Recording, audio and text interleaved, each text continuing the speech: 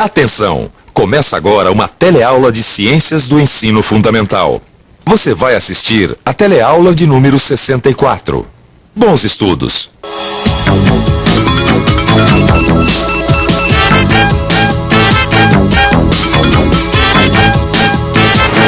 Como você já deve ter reparado, nós estamos num restaurante que hoje está oferecendo 4 cardápios. Arroz, feijão, bife e ovo frito. Macarrão com molho e almôndegas. Frango com molho, arroz e maionese. Filé de frango, batata cozida. Salada de alface, tomate, pepino e cenoura temperada. Qual desses cardápios você acha que uma pessoa adulta com atividade moderada deveria escolher para suprir as necessidades do seu corpo? O 1, o 2, o 3 ou o 4? Tá difícil de escolher, não é? Então fique ligado, porque na teleaula de hoje a gente vai falar exatamente sobre isso e como nós devemos nos alimentar para termos uma vida mais saudável e equilibrada. Na teleaula de hoje você vai ver que os alimentos são compostos por proteínas, açúcares, gorduras, vitaminas, sais minerais e água. Que os hábitos alimentares das pessoas podem variar dependendo do lugar onde moram, dos costumes e da cultura.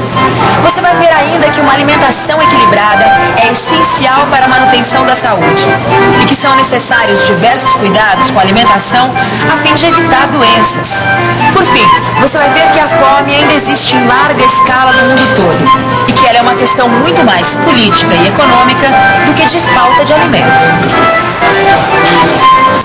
Você se lembra da nossa última teleaula, quando a gente estudou a digestão? Foi quando a gente viu que os alimentos podem ser divididos em grupos, dependendo da sua constituição e da função no organismo. Os açúcares fornecem energia, já as proteínas fornecem materiais para a construção do corpo. As gorduras também fornecem energia e materiais para a construção do corpo. As vitaminas e os sais minerais auxiliam o crescimento, a manutenção e participam de várias funções vitais. Bom, e por fim também tem a água, que constitui a maior parte do nosso corpo. Mas onde é que a gente consegue todas essas substâncias? As proteínas, as vitaminas, os açúcares e as gorduras, os sais minerais e a água. Proteína a gente encontra em todos os derivados animais, como por exemplo a carne de boi, de frango, de peixe e de outros animais, assim como nos ovos e no leite, e também em vegetais, como o amendoim, a ervilha, o feijão. Açúcares são encontrados nas massas, pães, doces, frutas e cereais. Já os óleos, a manteiga e a castanha, por exemplo, são alimentos ricos em gorduras. Vitaminas e sais minerais são encontrados nas frutas e verduras cruas, no leite, em peixes e ovos. Bom, e a água? Além de encontrá-la assim, ela também pode ser encontrada em todos os alimentos, principalmente nas frutas e verduras. Ô, Lineu, eu fiquei com uma dúvida do nosso último encontro. Dúvida? Os alimentos que contêm açúcares, gorduras e proteínas, eles têm que ser transformados em partículas muito pequenas, né, através da digestão, para serem absorvidos pelo nosso organismo. Por isso que quando a gente cozinha um alimento, a gente está ajudando o processo da digestão, não é? Isso. E as vitaminas e os sais minerais? Bom, mas você sabia que as vitaminas e os sais minerais são tão pequenos, mas tão pequenos que eles não precisam ser digeridos. Eles já passam direto do intestino para o sangue. Então quer dizer que esse tipo de alimento a gente não precisa nem cozinhar, né? O ideal seria não cozinhar, né, frutas e legumes, né? O ideal seria comer as frutas cruas e os legumes também comer crus. Porque se você cozinha, as vitaminas perdem parte do seu efeito. Sim, me diz uma coisa. O homem come tanto animais quanto vegetais, mas nem todos os seres vivos são assim, né?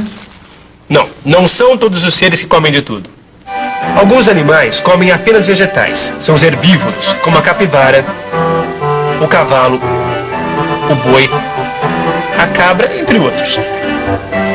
Existem também os carnívoros, que são aqueles animais que se alimentam exclusivamente de outros animais, como a onça, a cobra, o gavião e a aranha, entre outros. Ainda existem aqueles animais que se alimentam de tudo, de vegetais e de outros animais. São os chamados onívoros. Entre eles estão certos macacos e aves e os seres humanos. Mas quando a gente fala que certos animais, como os seres humanos, comem de tudo, esse tudo não significa exatamente tudo. Depende da região onde essa pessoa mora. Que tipo de alimento existe lá, quais são os costumes do seu povo e daí por diante. É por isso que em cada região do planeta existe grande variedade nos hábitos alimentares.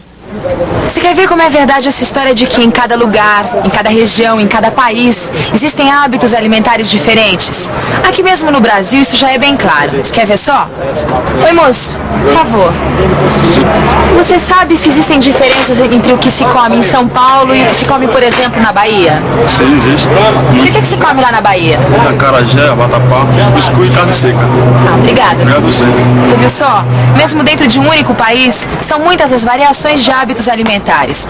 Imagina só como é entre países diferentes. Bom, na Alemanha, por exemplo, predominam os pratos à base de carne de porco. Já na Itália, as massas, como espaguete, são preferência nacional. E no Japão a coisa é mais diferente ainda. Lá, além de comerem pauzinhos, eles adoram peixe cru. Os nossos hábitos alimentares dos brasileiros, como é que se formaram?